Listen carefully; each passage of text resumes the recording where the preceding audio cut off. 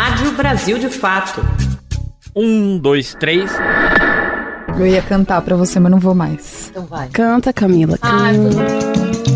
Não estava de férias, eu estava no interior plantando alimentos para que um tal de Igor pudesse se alimentar e ficasse mais saudável. Recording stopped. Ai, que susto. Melhor o Rodrigo, já que o Igor não entende nada de Rússia, viu, Rodrigo? Ele agora é Ele só jornalista. Ele só entende de futebol e de São Paulo. Diria, João Pedro, depois de algumas experiências que tive, que uma das soluções pro futebol russo pode ser convocar o Serguei para a seleção russa, viu?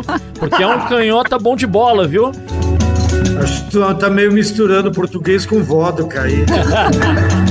Tá bom, vamos gravar direito, vai.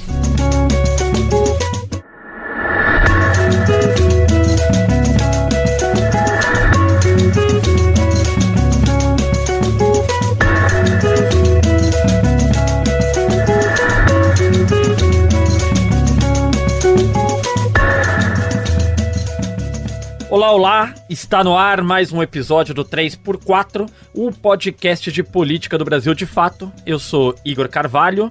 Você deve estar estranhando que não está escutando aqui a voz da nossa apresentadora, Nara Lacerda. Ela está de férias e por isso hoje ao meu lado está a minha querida diretora Camila Salmásio, jornalista do Brasil de Fato, que apresentará durante este mês o programa aqui conosco. Camila, muito bem-vinda, tudo bem? Oi, Igor, oi, ouvinte. Olha a responsabilidade, hein? Substituir a Nara, mas vou me esforçar, vou dar o meu melhor aqui. E também com a gente, o nosso comentarista, que fazia tempo que não aparecia por aqui, liderança do MST, João Pedro Stedley. Tudo bem, Stedley? Tudo bem, eu não estava de férias, eu estava no interior plantando alimentos para que um tal de Igor pudesse se alimentar e ficasse mais saudável. Não tenho recebido essas encomendas aí, viu, João Pedro? Mas a justificativa foi Você ótima. não conhece a agricultura, demora de 3 a 6 meses, meu filho. Então, em breve, Igor, alimento saudável na sua mesa, hein? Que privilégio. Pois bem, hoje a gente está aqui para conversar sobre Rússia-Ucrânia. Prestes a completar 2 anos da guerra entre a Rússia e a Ucrânia, o 3x4 vai romper mais uma vez as fronteiras do cenário político brasileiro e vai abordar o atual status do conflito do leste europeu, o assassinato do Alexei Navalny e os pilares que sustentam o governo de Putin e sua representatividade geopolítica. E eu já faço um adendo aqui antes de chamar o nosso convidado, que Igor e eu estudamos bastante os nomes que vamos citar aqui, nos esforçamos, mas a gente já pede desculpas prévias se caso a gente errar qualquer pronúncia de nomes russos, porque vocês sabem, né? Não é tão fácil assim.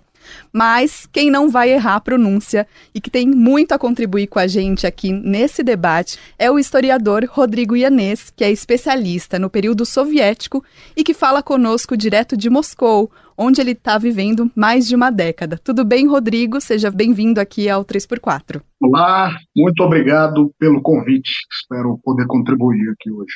Ótimo. Então, Rodrigo, já que estamos aí em contato, abrindo o programa contigo, nós vamos completar, dia 24 agora, 2 anos do conflito entre Rússia e Ucrânia. E eu queria escutar de você se em algum momento nesses 2 anos você entende que algum dos atores dessa guerra, ou mesmo atores externos à guerra, trabalharam pelo fim desse conflito. Bom, se a gente for falar dos 2 atores aí principais, a Rússia e a Ucrânia, a Rússia afirma, e nos últimos meses essa afirmação tem sido colocada com mais e mais insistência, que eles buscaram lá nos primeiros meses da guerra, em 2022, uma resolução. Inclusive, o Putin já exibiu durante um discurso o que teria sido um rascunho de resolução realizado lá em Istambul, no ano de 2022, que os ucranianos tinham aceitado uma série de questões, e o que o governo russo afirma, e o Putin, na sua polêmica, recente entrevista com o jornalista americano Tucker Carlson, mais uma vez mencionou,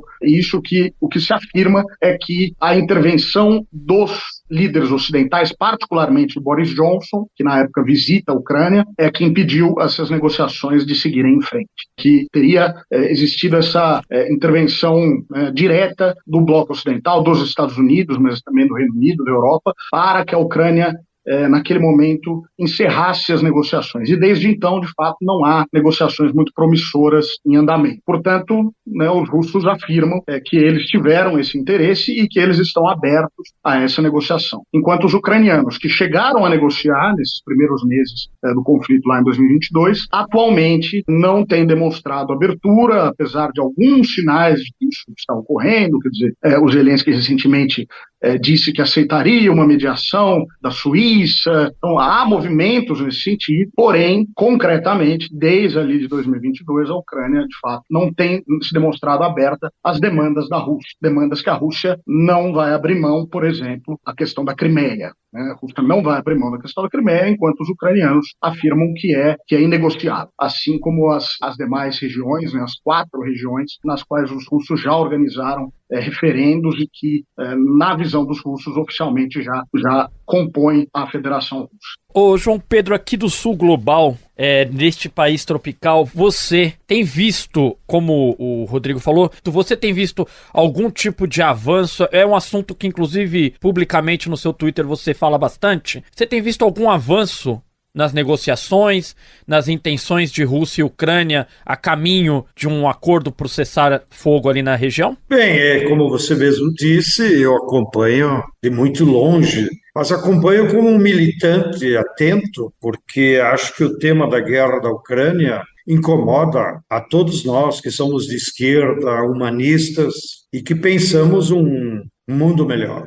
E eu quero compartilhar essa visão com os que nos acompanham em casa.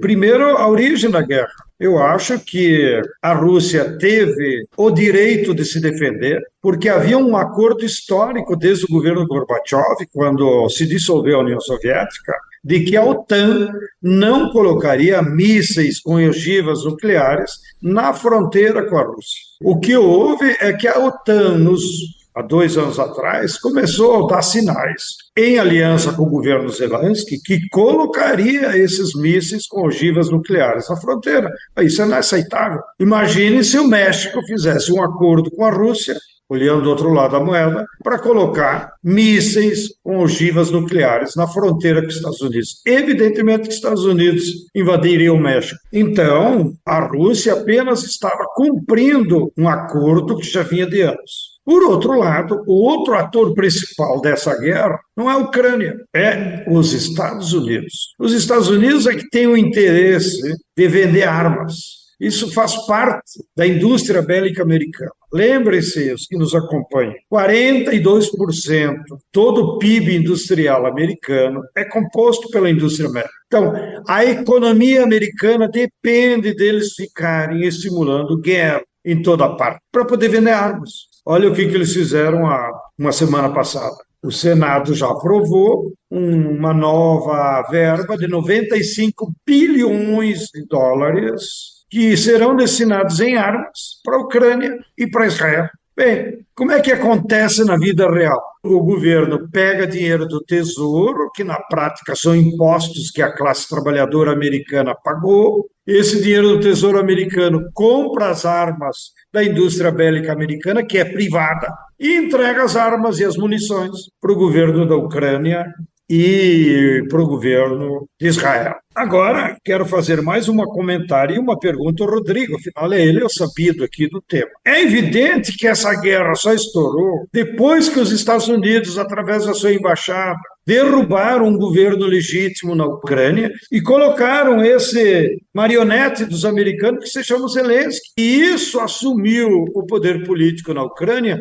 forças, inclusive, que se identificam com os nazistas, que eles apoiaram na Segunda Guerra Mundial. Então, eu acho que essa guerra pode ter também uma solução mais rápida se houvesse forças populares na Ucrânia que pudessem peitar o governo do Zelensky, que, ao meu ver, olhando de longe, não representa o povo da Ucrânia, e sim representa os interesses dos Estados Unidos. Então, a pergunta que eu faço ao Rodrigo, você acha que, na opinião pública da Ucrânia, existe algum sentimento anti-Zelensky? E, na sequência, na opinião pública russa, existe essa leitura de que a Rússia tem o direito de se defender, apesar do custo das vidas dos soldados, e que, por trás disso, está aos interesses da indústria bélica americana? Câmbio, camarada Igor. Camarada Rodrigo. Passamos a bola, com certeza. Boa pergunta. A questão é bastante complicada, até se a gente lembrar dos fatores que levaram o Zelensky ao poder. A gente pode lembrar que quando do impeachment, e aí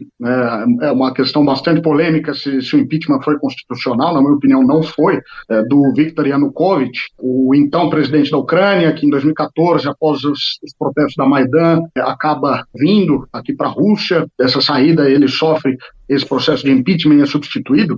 A gente deve lembrar que a figura que assume, então, o poder, esse sim tinha um alinhamento total ali com o Ocidente e uma declarada simpatia à extrema-direita, né, o Poroshenko, uma simpatia aberta à extrema-direita, e é no governo dele que essas milícias de extrema-direita são incorporadas às Forças Armadas ucranianas e acabam sendo chanceladas pelo governo ucraniano, forças de extrema-direita com claras simpatias neonazistas. Nominalmente, para citar o grupo mais famoso, o Batalhão Azov. E o Zelensky, quando ele enfrenta o Poroshenko nas eleições seguintes, ele consegue se eleger justamente uma grande votação das regiões mais próximas da Rússia, daquelas regiões da Ucrânia que têm uma identificação maior com a Rússia, que são as regiões principalmente ao leste do país e ao sul do país, né, na costa do Mar Negro. Por quê? Porque o Zelensky, naquele momento, era visto como uma figura fora ali da política mainstream, digamos assim, e também, um detalhe importante, porque o Zelensky, etnicamente, no conceito de nacionalidade utilizado na Rússia, no Império Russo, ele é judeu e não propriamente ucraniano étnico. Inclusive, uma coisa que muita gente não sabe, o Zelensky não falava ucraniano. A língua materna do Zelensky é o russo. Ele foi eleito naquele momento com a esperança de que ele seria uma figura ali para fazer um intermédio com a Rússia e tentar uma normalização das relações com pesados votos dessas regiões mais simpáticas à Rússia. E, claro, ele não cumpriu com essas expectativas e hoje a gente pode dizer, sem dúvida, que ele está 100% ali alinhado com os interesses dos Estados Unidos na Ucrânia. Então, eu diria que, conforme a guerra avança, é claro que a posição política do Zelensky vai se fragilizando. Um exemplo disso é o fato dele recentemente ter trocado o comandante em chefe das Forças Armadas, o principal comandante, o Zaluzhny, por um outro, uma figura menos popular, e há um movimento aí na sociedade de crítica a essa decisão do Zelensky de substituir o Zaluzhny, mas por enquanto, não vejo um movimento com uma força tamanha que possa, nas atuais circunstâncias, se opor a ele, eventualmente afastá-lo do poder. E é importante lembrar, o Zelensky, diante do estado de emergência, disse que as próximas eleições não vão ocorrer, então não há aí previsão para um afastamento do Zelensky do poder. Enquanto isso, na Rússia, eu acho que a gente pode dizer que sim, há uma visão predominante, ainda que nas grandes cidades, entre as populações mais jovens, o quadro seja um pouco diferente, há uma visão predominante de que a Rússia tem direito, está apenas exercendo seu direito de defesa, que realmente é uma situação muito complexa, mas não dá para tirar as responsabilidades, é claro, do Ocidente, que interviu diretamente ali em 2014, a gente tem evidências claras disso, gravações de figuras como a Victoria Nuland, mencionando que realmente houve uma intervenção direta, que auxiliou nessa remoção do presidente Yanukovych. Outro detalhe que pouco se comenta, o Trump denunciou o tratado de redução de armas interbalísticas intermediárias, e isso também é uma coisa que pouco se comenta, mas que realmente é uma questão que foi bastante comentada aqui na Rússia, né? É um tratado que foi assinado lá na Guerra Fria ainda, e que os Estados Unidos, na época do Trump, denunciaram e ajudaram a complicar todo esse quadro no qual a Rússia se sente ameaçada pela expansão da OTAN e pela instalação de mísseis nas suas fronteiras.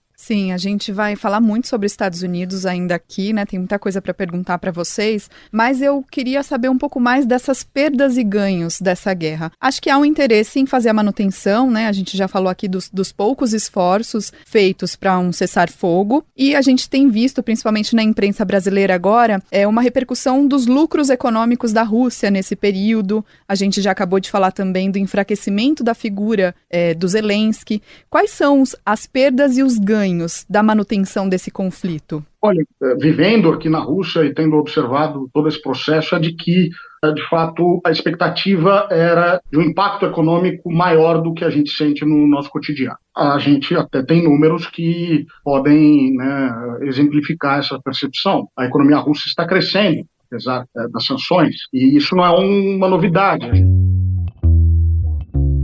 A Rússia entrou no 3º ano de guerra na Ucrânia com uma quantidade sem precedentes de dinheiro nos cofres do governo. De acordo com o Centro de Investigação sobre Energia e Ar Limpo, o Kremlin bateu um recorde de 37 bilhões de dólares, o equivalente a 183 bilhões de reais em vendas de petróleo bruto à Índia em 2023.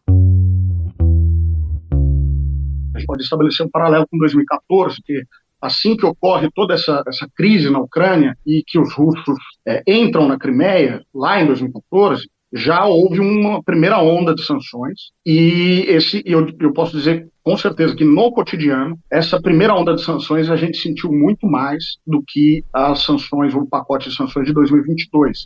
Apesar do pacote de sanções de 2022 ser muito mais rigoroso, muito mais pesado do que aquelas impostas em 2014, o que aponta, na minha visão, para o fato dos russos terem se preparado para o impacto dessas sanções ao longo de todos esses anos, desde 2014. Os russos utilizaram a Crimeia, digamos assim, como um laboratório. Naquele momento, as principais bandeiras de cartão de crédito mundiais abandonaram a Crimeia, e os russos desenvolveram a sua própria bandeira. Eles adaptaram todo o sistema bancário para a eventualidade de sanções. Naquele momento, as sanções atingiram principalmente o setor, as importações do setor agrícola. Inclusive, a Rússia, naquele momento, era muito dependente da Europa para a compra de legumes, frutas e grãos mesmo. E ao longo desses anos a gente observou uma importante substituição de importação nesses setores e uma melhora considerável da qualidade do queijo, da carne russa. A Rússia, que era compradora de carne brasileira naquele período, hoje concorre com o Brasil no mercado de carne da Ásia Central. Então a Rússia se tornou aí um exportador de carne, hoje é o maior exportador de grãos do mundo. Então o processo de substituição da importação no setor agrícola é visível. E o que a gente tem observado nos 2 últimos anos é, claro, que com as suas limitações, a questão tecnológica é uma limitação, há uma dependência grande aí de tecnologia chinesa. Até certo ponto, a Rússia tem criado laços com o Irã nesses setores, mas a gente tem observado agora uma substituição de importação, claro que com seus limites, no setor industrial também. Então, as sanções acabaram que geraram essa oportunidade e os números da economia russa têm apontado para essa situação. A gente vê do outro lado muitos analistas, desde o primeiro dia de guerra, anunciando uma catástrofe econômica, e se a gente for rigoroso, a gente tem analistas anunciando uma catástrofe na Rússia. Eu lembro, desde que eu cheguei aqui em 2011, eu lembro de analistas dizendo que a Rússia está à beira do precipício. E esse precipício não chega. De modo que, nas atuais circunstâncias, pode-se dizer que, diante da maior campanha de sanções da história, a Rússia tem apresentado resultados bastante positivos e eu mesmo me surpreendi com essa relativa tranquilidade que a gente observa. João Pedro, e a Ucrânia? O Zelensky se tornou um bode na sala das potências ocidentais? Não, eles não estão preocupados com o Zelensky, eles estão preocupados em vender armas. Eles podem até tirar o Zelensky e botar outro igual. Esse não é o ponto. O ponto dos interesses dos americanos é vender armas, não importa quem compre ou quem quer usar. Agora, nesse jogo de perde e ganha que você perguntou, Rodrigo, que nos esclareceu muito, eu acho que quem está perdendo é o povo ucraniano, está pagando caro. Porque o povo ucraniano, todos nós sabemos pela história, era um povo culto, é um povo que tinha amizades históricas com o povo russo. E, infelizmente, milhões tiveram que migrar, sabe lá onde estão hoje. E os que estão lá, né, estão num clima de guerra com muitas pessoas morrendo. Assim como, claro, a gente sempre lamenta as mortes dos soldados russos também, porque é uma guerra insana, é uma guerra promulgada pelos interesses da indústria bélica americana. Então, nem sequer uma guerra pátria, digamos, como foi a Segunda Guerra Mundial. E eu acho que o grande ganhador de tudo isso é o Putin. O Putin na figura dos interesses russos. Porque ao redor dele, apesar de todo esse clima que a imprensa burguesa ocidental criou, notem, se criou uma nova correlação de apoio à Rússia. Hoje a Rússia tem apoio inquestionável da China, que inclusive fornece tecnologia, como o Rodrigo falou, construiu uma aliança com a Turquia, com o Irã, e inclusive com a Índia, porque hoje a Rússia está fornecendo, o principal fornecedor de petróleo para a Índia é a Rússia. Eu vi esses dias uma entrevista com um ministro da Índia, lá nos Estados Unidos, e um jornalista panaca dos Estados Unidos perguntou para ele, mas por que vocês não abandonam a Rússia? Afinal, ela está cometendo crimes na Ucrânia. O cara disse e deu risada. Desde que você forneça o petróleo nos mesmos preços que a Rússia. Então, nós seguimos com alianças comerciais com a Rússia e, segundo ele, a Índia tem total autonomia para fazer os negócios com quem quiser. E, evidentemente, que os BRICS estão solidários à Rússia e um novo componente que aqui no Ocidente quase não aparece, não sei se isso aparece lá na Rússia, Rodrigo, mas aqui nos jornais fica evidente que a União de Estados Africanos apoiam unanimemente a Rússia e não a Ucrânia. E, inclusive, agora com a ida do Lula lá, que repercutiu a declaração que depois ele deu na imprensa, mas a presença do Lula e o discurso dele pró-Palestina e condenando o outro governo nazista, que é muito parecido com o Zelensky, que é o governo Netanyahu, que inclusive está colocando em risco o povo judeu, as declarações do Lula levaram a que depois, no final da conferência dos países da União Africana, eles assinassem um manifesto em defesa do povo palestino e condenando Israel. Então, vocês notem que a própria guerra da Palestina, a guerra da Ucrânia, começa a mover as peças e disso vai emerger uma nova correlação de forças na geopolítica e, quiçá, novas instituições. Mas eu não quero aqui ficar comentando, sendo comentarista, eu quero mais perguntar para nós aproveitar melhor o Rodrigo, já que o Igor não entende nada de Rússia, viu, Rodrigo? Ele agora é jornalista. Ele só entende de futebol e de São Paulo. Economista, não consegue nem extrapolar agricultor. as fronteiras do estado de São Paulo. Então, Rodrigo, você acha que a reunião do G20, que no Brasil virão todos os atores da guerra da Ucrânia, você acha que isso pode criar um clima para que a reunião do G20 ajude a encontrar um caminho de cessar-fogo, pelo menos? Eu tendo a ser menos otimista nesse sentido, porque a gente vê dois comportamentos bastante diferentes da Rússia e da Ucrânia em relação ao que hoje a gente chama de Sul Global, né? Se a gente pegar a história recente, a Rússia, por muitos anos, desprezou, né, eu vou utilizar esses termos, desprezou o Sul Global. Na década de 90, principalmente com Yeltsin, um abandono total desses aliados históricos, né? A Rússia tem laços muito profundos com, né, a União Soviética tinha laços muito profundos com Cuba, com Etiópia, com Angola, uma aliança histórica com a Índia, que essa sim foi preservada ao longo desses anos. Enfim, uma proximidade muito grande com atores importantes do Sul Global. E, ao longo dos últimos 30 anos, esses parceiros foram bastante relegados ao segundo plano. E o que a gente tem observado, não propriamente desde a guerra, mas veio com muita força desde 2022, mas antes disso já havia um movimento, é a Rússia voltar a olhar para esse bloco de países, e vários sinais estão corroborando isso, né? Na televisão, alguns documentários sobre a atuação histórica da Rússia na África, algo que, francamente, antes de 2014, realmente não era dada uma importância real nas relações da Rússia, né? Lembramos que a Rússia tentou entrar na OTAN, o Putin menciona isso, né, na entrevista recente dele. A Rússia deu uma abertura para realmente integrar um bloco ocidental, e boa parte das situações que a gente vê hoje são resultado da frustração da Rússia, o desgaste das relações ao longo das décadas. Rodrigo, é uma curiosidade que eu acho que toda a militância aqui do Brasil, que escuta o podcast do Brasil de Fato, tem curiosidade. Recentemente, o Brasil de Fato entrevistou a nossa querida Cláudia Cruz, que será potencial candidata a presidenta nos Estados Unidos pelas forças de esquerda. Claro que é uma candidatura mais simbólica, mas ela revelou no Brasil de fato que para eles da esquerda americana, tanto faz ganhar o Biden ou o Trump, porque os dois defendem a guerra, seja na Ucrânia, seja na Palestina, ou agora um novo fronte que pode ser o Iêmen e amanhã depois, quem sabe, o Irã.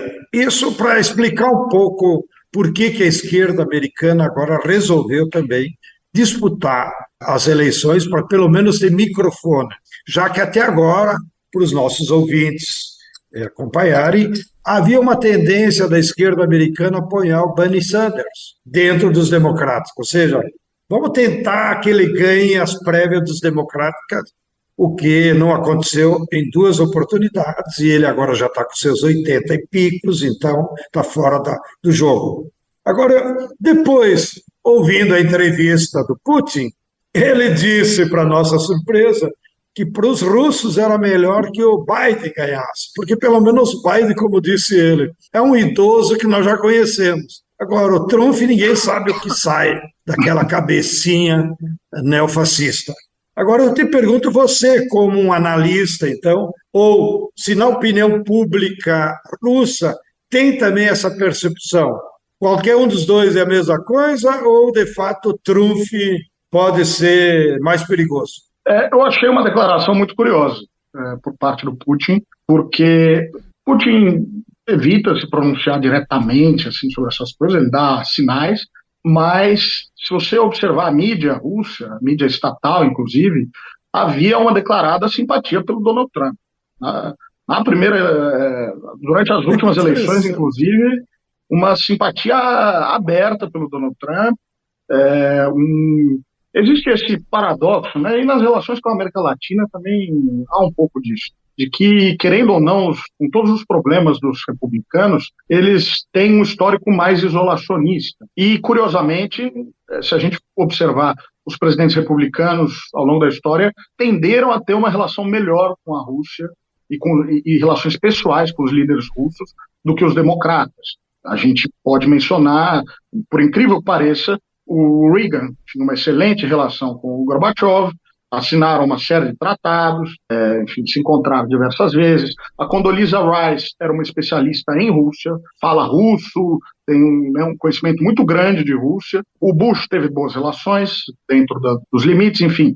Há, historicamente, relações melhores, se a gente for observar, com os republicanos do que com os democratas. E o Putin e o Trump, mais uma vez, declarou que vai cortar o apoio para a Ucrânia. Então, há na sociedade russa uma simpatia maior pelo Trump, que é apresentado como uma figura enérgica, como alguém de fora do establishment, enquanto o Biden é tratado como uma figura aí que já passou os seus anos, a sua capacidade, que já não tem a menor condição de lidar com as questões, e como uma figura que se coloca diretamente contra a Rússia, enquanto o Trump é ambíguo nesse sentido. Então, achei a declaração curiosa. Pode ser uma simples jogada, quer dizer, ou uma provocação no sentido de que o Biden ser melhor para os russos não necessariamente é o que é melhor para os Estados Unidos. Então, que loucura.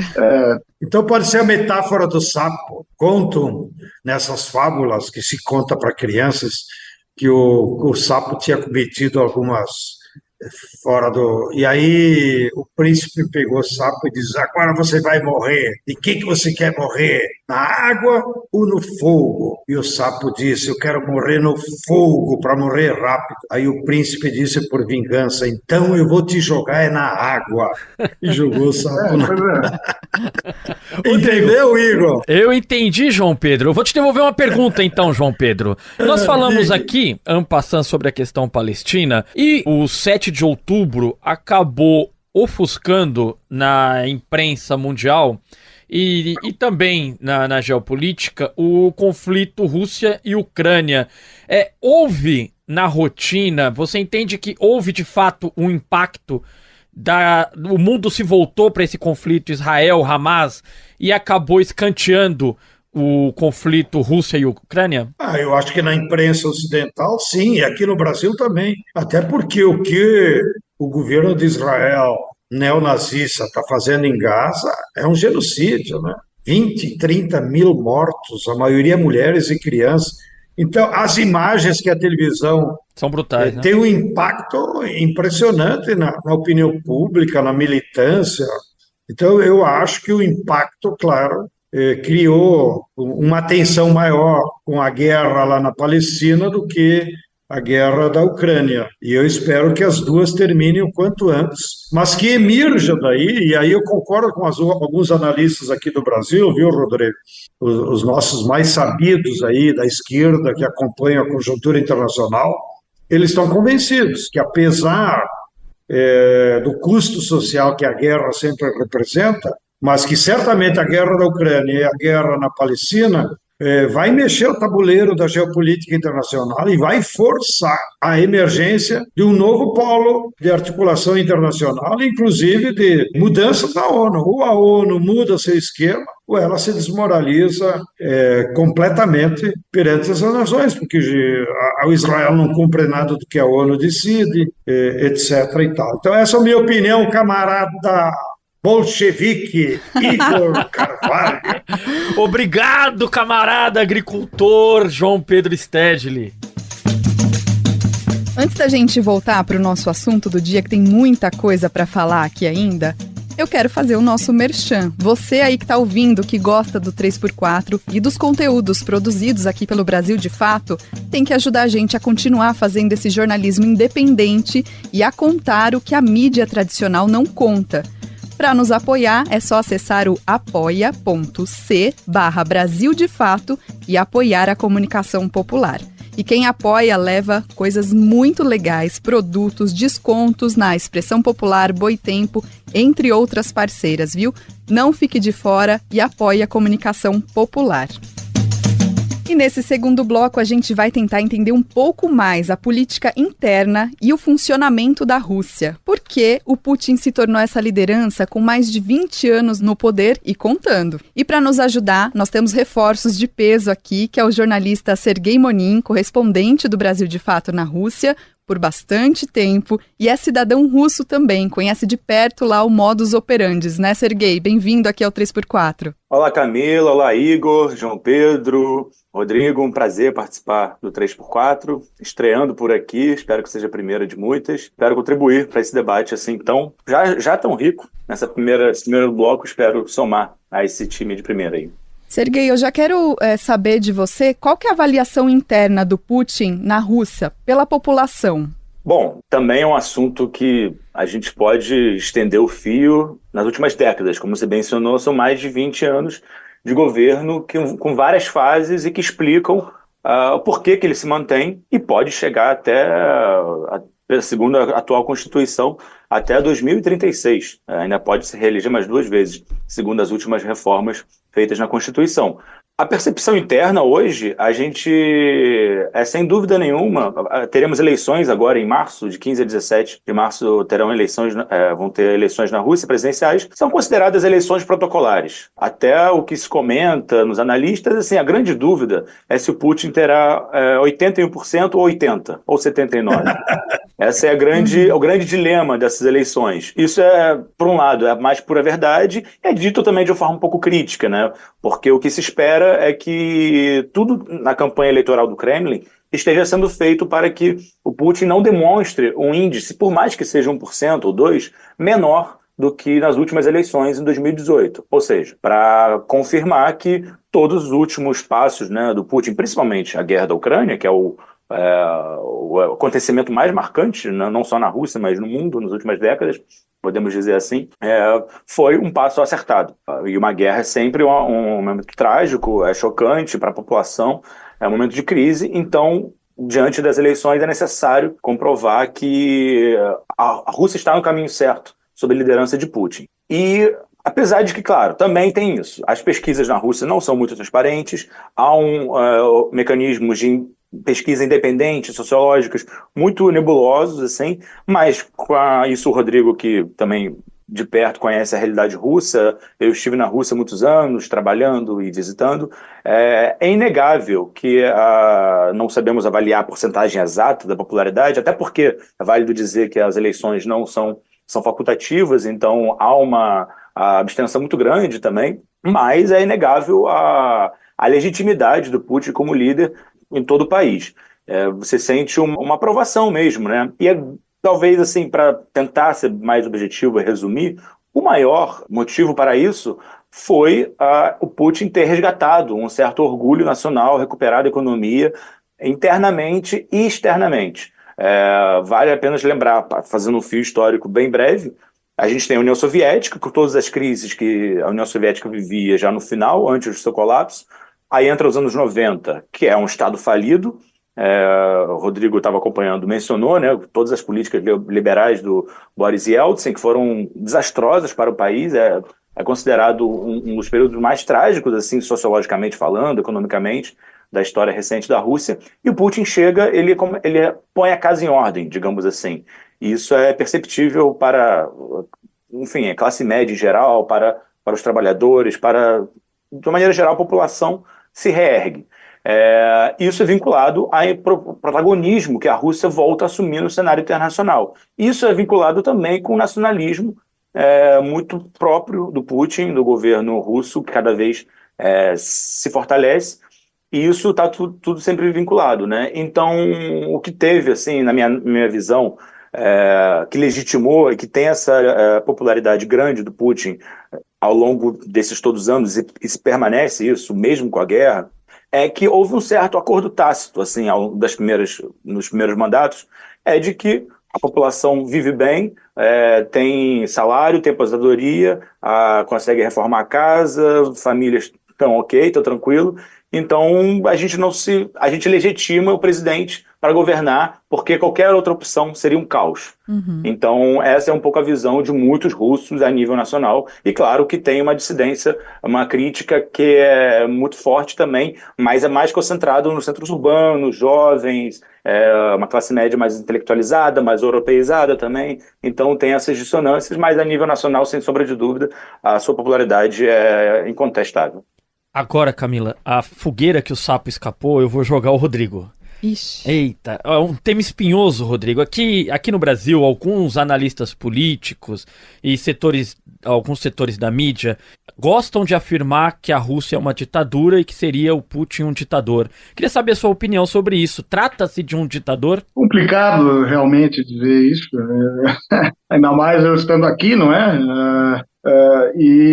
Mas, enfim, do ponto de vista de uma democracia liberal, dá para dizer que sim. Se a gente for pegar as exigências, os pré-requisitos de uma democracia liberal, independência dos poderes e alternância do poder, a Rússia não tica a maior parte dessas caixinhas. Porém, como o Sergei mencionou, é um governo que tem legitimidade. O Sergei está mencionando que, né, as eleições, existe uma pressão muito grande, existe mesmo para que os índices eleitorais não sejam piores do que os das últimas eleições, e a gente observa isso em algumas regiões, né? Há uma cultura de você exigir dos líderes locais que eles apresentem bons resultados das suas populações nas eleições. Apesar de que, né, numa democracia liberal, é evidente que não depende do governador do estado como o presidente vai performar ou não nas eleições, mas aqui existe essa questão. Então, quando a gente observa a maior parte das denúncias de fraude durante as eleições, são em regiões que têm, enfim, uma relação mais próxima, uma relação mais complicada com o poder central, como é o caso da Chechênia, na qual a gente tem realmente o poder local é bastante independente do governo central e tem um histórico de violações dos direitos humanos bastante complicado, e é nessas regiões onde há mais denúncia de fraude e onde geralmente o Putin recebe mais votos, justamente. Então, é um quadro complicado, mas, como o Sergei mencionou, há uma legitimidade. Se as eleições fossem universais, ou seja, se obrigassem aquela parte frustrada com as eleições que simplesmente nem participa a votar, se a gente, se não houvesse nenhuma intervenção externa, eu tenho certeza que do mesmo modo o Putin seria eleito. Talvez não com 80%, talvez não, sei lá, 70%, mas ele seria eleito. Todos nós que conhecemos a Rússia de antes, né, com o passar dos anos, não antes propriamente do Putin, eu conheço, mas eu estive aqui pela primeira vez em 2008, a mudança que o país sofreu nesses anos é imensa. A Rússia deixou de ser realmente um Estado falido, não é um exagero falar nisso, para se tornar um país cujo padrão de vida, questão de qualidade de vida para uma classe média, mesmo para a classe trabalhadora, é um padrão melhor do que a maior parte do Brasil. Moscou é uma cidade, em termos de transporte público, de segurança, de acesso, enfim, a hospitais, a escolas, uma qualidade de vida geral, uma cidade que compete com cidades do primeiro mundo. E mesmo nas regiões, e isso eu falo, eu trabalho já há muitos anos na área do turismo, os brasileiros que eu recebo aqui na Rússia, 95% ficam absolutamente impressionados com o que encontram. As pessoas, mesmo aqueles que já têm uma simpatia pela Rússia, eles tem uma imagem que não corresponde à realidade. A Rússia é um país muito diferente do que os brasileiros imaginam. É um país com uma qualidade de vida muito maior do que a média dos brasileiros imaginam. Isso é um processo que eu observei, o Serguei observou e todo mundo que vive aqui observou ao longo dos anos que ocorreu sob o Putin. A popularidade dele não é à toa. A qualidade de vida aqui na Rússia sofreu saltos adiante enormes nos últimos anos. Apesar de, formalmente, a gente não poder dizer que a Rússia é uma democracia liberal, não é um país em que o governo sofra de um problema de legitimidade. Pelo contrário, há um apoio bastante extenso na sociedade russa e a guerra, a gente vai observar, claro, nessas eleições, mas num primeiro momento, e a gente está falando de pesquisas até realizados por institutos que não são putinistas. O maior instituto de pesquisa, o Levada Center, é considerado um agente estrangeiro pelo governo russo, é insuspeito de ser simpático ao governo russo e, mesmo assim, publica resultados de popularidade bastante grande do governo. Essa impressão que você disse que 90% dos brasileiros ficam, para mim ficou escancarada porque o Tucker Carlson, na entrevista que fez, tem uma matéria seguinte que ele vai pro supermercado e ele dá uma volta por Moscou e ele fica muito impressionado com a pujança da economia local, do que ele vê nos centros de compra, supermercado ali. João Pedro, você quer comentar sobre isso? Não, eu só vou pegar, já que tem muitos jovens que acompanham também o nosso podcast, que eu acho que a democracia liberal burguesa está falida. Nós não podemos medir o grau de democracia de um povo pelo número de eleições ou pelo índice de aprovação do próprio governante. O que mede a democracia popular real, como o próprio Rodrigo já nos deu alguns indicadores, é o bem-estar da população. Afinal, os direitos estão garantidos de trabalho, renda, moradia, educação, cultura. É isso que é a democracia, é o acesso a uma vida boa. Então, o que está falido hoje no mundo é o Estado burguês, que já não atende às necessidades da população, e está falido no mundo essa democracia liberal burguesa, que reduziu os direitos da população a votarem. E aí, votação vale tudo. Acabamos de sair de uma eleição em El Salvador, o cara matou mais de 40 mil pobres. O país tem 2 milhões de imigrantes nos Estados Unidos, e aí se reelege com 80%, 90% dos votos. Mas isso ninguém comenta, né? Alguém vai dizer que em El Salvador tem democracia? Santa paciência, né? É um governo e um país acabado, que o povo só tem duas opções, ou migrar para os Estados Unidos ou entrar em alguma gangue, porque não há mais condições de vida. Eu acho que o exemplo russo, como foi comentado aqui, nos leva a esse tipo de reflexão, que vale também para o Brasil. E também que nós temos que diferenciar nas análises que fazemos dos países, com toda a liberdade, é que cada classe tem a sua avaliação. Então, uma coisa é o que os trabalhadores da Rússia pensam, o que a classe média pensa, e o que os bilionários. Às vezes eu leio que os mais incomodados com o governo Putin são os bilionários, porque eles roubaram grande parte das estatais soviéticas, levaram dinheiro para a Inglaterra, naquele período do Yeltsin, e agora o Putin está cortando um pouco as asinhas dos bilionários. As avaliações que nós devemos fazer da Rússia ou de cada país tem que ser com um olhar de classe, dos interesses de classe. E para terminar, para não dizer que eu não falei de flores, como disse nosso querido Geraldo Vandré, eu pergunto para o Serguei e para o Rodrigo, por que que o futebol russo está decadente? E nós estávamos acostumados que em cada Copa do Mundo a Rússia sempre chegava aí. Olha, João Pedro, Nas quartas de final, etc. e tal. Câmbio, camarada eu aí. diria, João Pedro, depois de algumas experiências que tive, que uma das soluções pro futebol russo pode ser convocar o Serguei para a seleção russa, viu? Porque é um canhota bom de bola, viu? Vamos fazer o seguinte. Não conhecia essa qualidade dele. Vamos fazer outro É o que episódio. Vamos fazer outro episódio sobre isso, porque dá caldo. Tem muita coisa para explorar aí sobre o futebol, inclusive. Vai lá, minha diretora. Mas eu queria perguntar para o Serguei também, porque a gente teve um fato recente que foi a morte do Alexei Navalny, em 16 de fevereiro. E a imprensa internacional cresceu os olhos para isso, inclusive teve acusações para a Rússia, para o próprio Putin, né?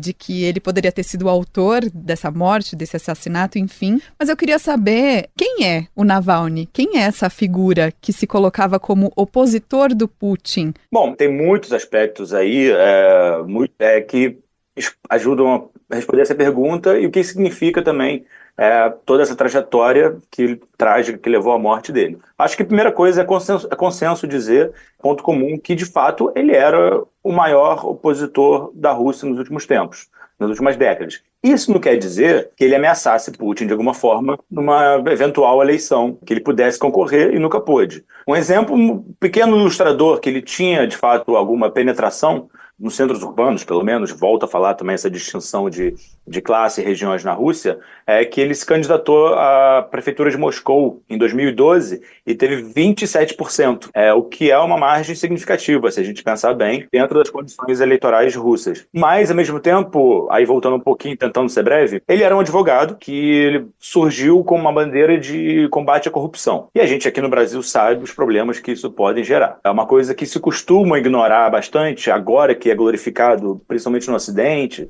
e pela crítica a Putin, ele como um herói da democracia, da liberdade e tudo mais, se esquece bastante uma vinculação direta, que ele nunca de fato voltou atrás, com a extrema-direita russa. Lá nos idos de 2008, 2007, se não me engano, ele tem campanhas publicitárias anti-imigrante extremamente violentas, né? Meio jocosas, comparando imigrantes ali do Cáucaso, muçulmanos, que na época era uma discussão muito grande, muito em voga na Rússia, que havia uma onda de imigração muito grande em Moscou, dessas regiões, mas ele comparando a baratas, sabe? Isso, para qualquer pessoa que alvora a um cargo político, a gente sabe que isso não dá para tirar do currículo, né?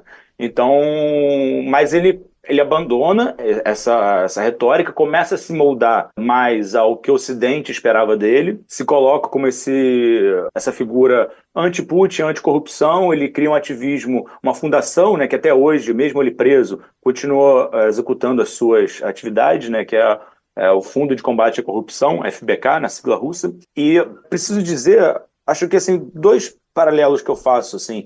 Eu lembro que eu estive na Rússia em 2013. Eu me reuni com umas pessoas de esquerda, jornalistas, cientistas políticos, e eu perguntei, bom, o que vocês acham desse Navalny? Porque ele estava em ascendência política naquele momento, tanto externamente quanto fazendo barulho, começando a incomodar um pouco mais o Kremlin. Era muito claro um certo desgosto em relação à figura política dele, justamente por esse histórico e justamente por não ter projeto político nenhum que não fosse coisas vagas contra a corrupção e contra Putin. Mas há que se considerar que ele capitalizou, de fato, ele era o único capaz de criar grandes protestos, ter uma estrutura de capilaridade nas redes sociais, conseguiu, de fato, avançar para ser não ter muita concorrência dentro do que se chama posição russa. Isso não quer dizer que, de fato, voltando a comentar, que ele fosse ameaçar Putin. Nos últimos todos os anos, a popularidade dele, segundo, inclusive, pelo mesmo instituto que o Rodrigo citou, o Levada Center, que não é um instituto governista, o Navalny nunca ultrapassou uma aprovação, uma popularidade superior a 10%, 20%, assim, variando, claro, em épocas eleitorais. Agora, de fato, há um consenso também, mesmo dentro da esquerda, que ele é um preso político. Era um preso político nos últimos tempos, e uma frase que eu já ouvi bastante, por exemplo, em figuras da ala progressista, digamos assim, de que, bom, estou pronto a criticar Navalny em milhões de páginas, mas só quando ele for solto. porque era um consenso que, de fato, ele era um preso político que passou a incomodar o Kremlin. E agora... E por que ele estava preso? Bom, as alegações vêm desde 2014 por causa de comprometimentos dele alegando corrupção em empresas que ele era ativo. Inclusive, uma estratégia do Navalny era ser... para denunciar a corrupção nas empresas estatais, era ser sócio minoritário de muitas empresas, e por isso ele buscava balanços, né? Sempre tinha acesso, né, a certos números, e aí, daí o governo acusou ele de fraude, de desvio de dinheiro, e depois, mais recentemente, ele foi acusado de extremismo, né, de financiar organizações extremistas, né, uma pena mais pesada que levou ele a 19 anos de condenação. As anteriores condenações eram mais ligadas a esquemas de corrupção em empresas que ele e o irmão dele eram ligados. Inclusive, o irmão dele voltou a ser investigado pelos órgãos russos, mas tentando ser resumido, não conseguindo, é um pouco por aí. Ô, Rodrigo, se você puder nos ajudar num exercício aqui, o que você imagina para o futuro dessa Rússia que está crescendo economicamente, está incomodando mais uma vez os Estados Unidos, tem uma guerra no seu quintal, de novo, se torna um dos atores principais da geopolítica internacional. O que você imagina num horizonte próximo, médio, longo prazo para essa Rússia? O destino da Rússia está inevitavelmente ligado à conclusão desse conflito, da guerra contra a Ucrânia. Disso vai depender tudo, né? E, bem, se a gente observar um trágico cenário de escalada do conflito, nada de bom virá disso, para ninguém, né? Apesar da retórica ucraniana, principalmente, mas ocidental, de que tem que entrar no território russo, tem que levar essa guerra para a Rússia, isso não serve a ninguém, né? Parece que se esquece de um fato básico. A Rússia é uma potência nuclear, que não quer que potências nucleares vivam uma situação de instabilidade que possa levar elas a utilizar o seu arsenal. Isso seria um resultado trágico em nível global. Ninguém se beneficiaria disso. Então, a resolução do conflito me parece um cenário fundamental para o bem-estar geral. Mas, uma vez o conflito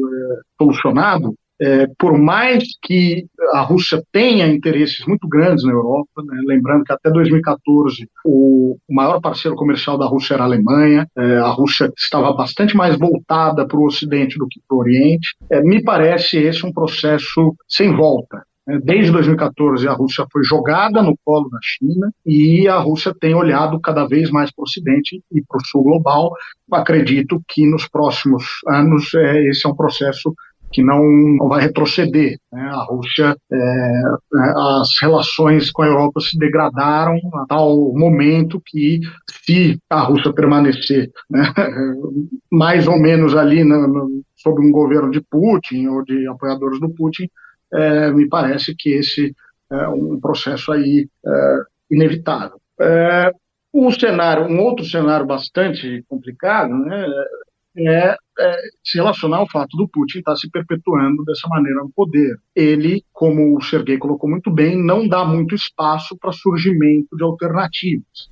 O Navalny era considerado o maior opositor e ainda assim a popularidade dele era muito pequena. De modo que, com a idade do Putin avançando, né, no momento em que o Putin eventualmente deixar de ser presidente, falecer, digamos assim, a gente tem um vácuo de poder complicado. Esse é um cenário que eu sempre penso em relação à Rússia. A gente tem exemplos históricos de países que sofreram muito após um líder, né, muito popular, um líder uma figura muito central. O caso da Iugoslávia, acho que é o mais famoso, quando morre o Marechal Tito, o país imediatamente entra em crise e esse vácuo não é preenchido. Um cenário de ausência do Putin é um cenário preocupante. A Rússia é um país com várias questões internas ainda, um país multinacional. Essas eleições devem refletir essas tensões nacionais internas, né, porque algumas nações sentem que estão sendo desproporcionalmente enviadas para o fronte. Enfim, há tensões aí. Stedley, qual que é a sua visão? Qual que é a perspectiva de futuro para a Rússia e para o Putin? Eu acho que o futuro da Rússia é um país com enormes potenciais de riquezas naturais, como o Rodrigo já citou, minérios, ouro, grãos, petróleo. É um povo com uma cultura fantástica, com um padrão de vida muito alto. Eu acho que a Rússia vai ser um grande parceiro, inclusive do Brasil e do Ocidente, em termos gerais, e para isso nós vamos ter que lutar para que haja uma reestruturação dos organismos internacionais, para que, inclusive, a Rússia tenha garantido o seu papel junto com outros. Então, eu acho que a posição política da Rússia agora vai depender muito mais da reestruturação dos organismos internacionais com base nessa nova reengenharia da geopolítica internacional. Muito bem, e com essas considerações a gente vai agora para as nossas dicas culturais. Já aproveitando que você estava falando, Stedley, qual que é a sua dica cultural desse episódio? Eu tenho duas dicas culturais. Uma, o próprio editor Expressão Popular publicou recentemente um livro que é de literatura e que se chama O Que Fazer? E conta, na apresentação do livro, que foi nesse livro que o Lenin leu e gostou, é que se inspirou para dar o nome ao outro livro, que é daí da literatura política, digamos assim. Então está aí a dica, O Que Fazer? Um dos clássicos da literatura russa do século XIX e XX. E a outra dica, que é só para... Eu já vi, eu acho, umas 10 vezes. É o filme Círculo de Fogo, que é o cerco nazista a Leningrado. E por que eu gostei tanto do filme e revi tanto? Não é para procurar heróis, mas a resistência do povo russo na Segunda Guerra é um ato heróico. Eles salvaram a humanidade do nazismo e pagaram com 20 milhões de mortos, que agora a gente se esquece. Então, vejam lá o filme. Inclusive é uma produção americana, então não tem nada de propaganda chapa branca dos russos. Mas vejam o filme e vocês vão gostar, é claro, que no ambiente da Segunda Guerra Mundial e da resistência a Leningrado. E Rodrigo, você que está aí direto de Moscou, qual é sua dica pra gente? Conversando um pouco com a dica do João Pedro, eu já dei essa dica antes, então eu vou mencionar brevemente e depois emendo numa outra. Ele apresentou um filme ocidental sobre a União Soviética, sobre a Segunda Guerra Mundial. Eu acho que também vale muito a pena a gente ir atrás de filmes soviéticos e russos, porque vai abrir, eu acho, uma nova perspectiva, muito diferente do que a gente está acostumado a consumir. Então, para quem entende, quem consegue assistir filmes com legendas em inglês, em espanhol, no YouTube tem um canal gratuito do principal estúdio de cinema russo, que é a Mosfilm. A Mosfilm tem esse canal gratuito com filmes inteiros, em alta qualidade, com legendas. Infelizmente, a maioria não tem legenda em português. Mas, para isso, tem uma associação, um grupo no Brasil, CPC UMES, que chama, que legenda todos esses vídeos. Eles vendem DVDs, eles organizam uma mostra anual no Brasil, a mostra Mosfilm, lá em São Paulo. Então, existe essa possibilidade também para aqueles que quiserem consumir esse conteúdo em português. E aí tem vários filmes muito... Assim, se a gente for falar só dos filmes de guerra, para complementar a fala do João Pedro Stedley, temos o Voo das Cegonhas, Vai e Veja, A Balada de um Soldado, obras-primas da cinematografia, que infelizmente a gente no Brasil não tem muito contato. Emendando nisso também, já num tema mais relacionado à nossa conversa, a Rússia contemporânea, então vou recomendar 2 filmes do mesmo diretor, o Zvyagintsev, grande diretor contemporâneo russo, que é o Leviatã e o Não Amor. Muito bom. Leviatã é maravilhoso.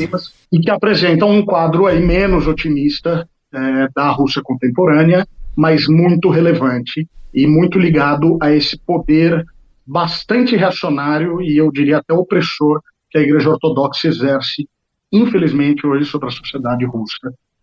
Serguei, meu amigo, o que você trouxe de dica cultural pra gente? Eu estava pensando em algo um pouco clichê, mas aí as dicas de João Pedro e Rodrigo me deram ideias. Eu vou um pouquinho na carona, só para roubar um pouquinho, junto com os 2 filmes do Zvyagintsev que o Rodrigo falou, Somo Helena, que é conhecida Helena, Leviatã e Sem Amor, ou Desamor, não sei como é que é a tradução desse mais recente. É considerada a trilogia de uma Rússia contemporânea, então vale ver os 3 de uma vez só, desse grande diretor. Mas falaram também da Segunda Guerra Mundial, assim, eu como um bom leningrandense, né, sou de Leningrado, São Petersburgo, eu lembrei da belíssima 7ª Sinfonia do Dmitri Shostakovich, que é conhecida como Sinfonia de Leningrado, que ele compôs durante o cerco de Leningrado na Segunda Guerra Mundial, que é considerado uma grande obra de resistência dessa cidade, que eu tenho orgulho de ser a minha cidade. E então vale a pena ver todos esses filmes de guerra citados e depois ouvir a 7ª Sinfonia e de Dmitri Shostakovich. Fica aí a minha dica. Eu adoro quando tem música que a gente pode pedir para fazer assim, sobe som, lua da música um pouquinho, todo mundo consegue ouvir, né?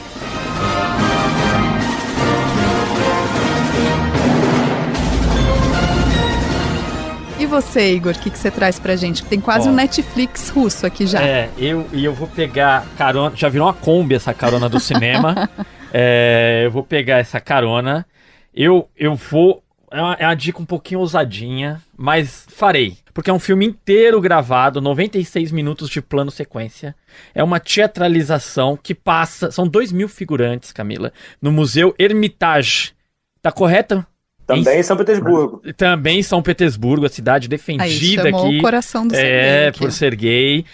Então é um filme que, assim, ele faz um passeio pela história russa nos séculos 17 até o século 20. Mas é um filme que eu me deliciei assistindo. Eu gostei muito de assistir por essa proposta, esse desafio de pegar um museu daquele tamanho, transformar aquilo num cenário de um filme e o passeio da câmera por todo aquele cenário enorme, gigantesco, com os atores entrando e saindo de cena. É fantástico. São 2.000 figurantes, gente. Então, assim, a proposta... a direção é do Alexander Sokurov. Sokurov tá certo também, gente? Vou sempre pedir aqui a ajuda dos especialistas. Sokurov. É Sokurov, mas tá certo. Eu não sou preciosista com essas tudo bem, olha lá. Pronto, Sokurov. Então, assim, é um filme impressionante e que eu me diverti muito assistindo. Como é o nome? Arca Russa. Arca Russa. Muito legal. E você, Camila Salmazi, o que você nos trouxe hoje? Olha só, para ficar no tema Rússia, eu trouxe um livro que, traduzido para o Brasil, ficou A Mãe, do Máximo Gorki. Eu adorei ler esse livro. A literatura dele é muito boa de ler, é muito gostosa. E é uma história que se passa na pré-revolução russa, naquela efervescência, e conta a história de um operário de fábrica, que é o Pavel. Ele percebe essa efervescência e ele começa a se aproximar dessa ideia de ser um revolucionário. Inclusive a casa deles vira um QG, e aí a história é muito bonita, tem amor, tem mortes, muitas coisas, mas o que é interessante nisso é que em algum momento ele vai preso. E quem entra na revolução é a mãe dele. E aí você tem um olhar sobre tudo isso materno, que ela tem uma dificuldade, porque ela está sofrendo pela distância do filho, mas ela também entendeu a importância daquele momento histórico que ela estava vivendo, e ela entra nesse processo também, né? Então, eu gostei muito de ler. Sei que o Gorki tem um também sobre a infância dele, tô doida para ver, ainda não consegui ler esse. Mas eu gostei muito do modo que ele escreve, ou pelo menos como foi feita a tradução brasileira. Então, acho que vale para quem está procurando um pouquinho mais sobre isso, que é essa ideia dos livros, do filme, a gente conseguir enxergar uma Rússia que a imprensa brasileira não consegue nos contar ou não deseja nos contar. Então foram dicas valiosas aqui para a gente ficar no assunto, e eu aproveito para agradecer. Rodrigo, muito obrigada. Serguei, muito obrigada por nos ajudar a falar um pouquinho mais e melhor aí sobre todo esse universo, Rússia, Ucrânia, conflito. Mas a gente não fica por aqui, a gente vai ter mais momentos para falar sobre isso também. Valeu demais. Um grande abraço, foi um prazer te conhecer, Rodrigo. Serguei, trate de voltar, meu filho, que você pode ajudar muito o Ocidente e o Brasil, voltando a morar em São Petersburgo, aquela cidade maravilhosa. Abraço, João Pedro. Um dia voltar. Tchau, tchau, Pedro. Voltaremos. Obrigado, gente. Obrigado, Igor, Camila, Rodrigo. Foi um prazer. Até a próxima. Muito obrigado pelo convite. Estou à disposição. Então é isso. Esse foi o primeiro episódio gravado aqui em parceria com Camila Salmazi. Estou muito feliz por passar esse mês com você, Camila. Um abraço, gente. Até semana que vem. E para continuar acompanhando a nossa cobertura sobre os principais fatos de política do país e do mundo, acesse o site brasildefato.com.br. Ou você deixa o seu recado lá no Spotify. O 3x4 é apresentado por mim, Camila Salmásio, e pelo meu colega de redação, Igor Carvalho. Nossos comentaristas são João Pedro Stedley e José Genuíno. A direção é minha, Camila Salmásio, na produção e roteiro, Letícia Holanda.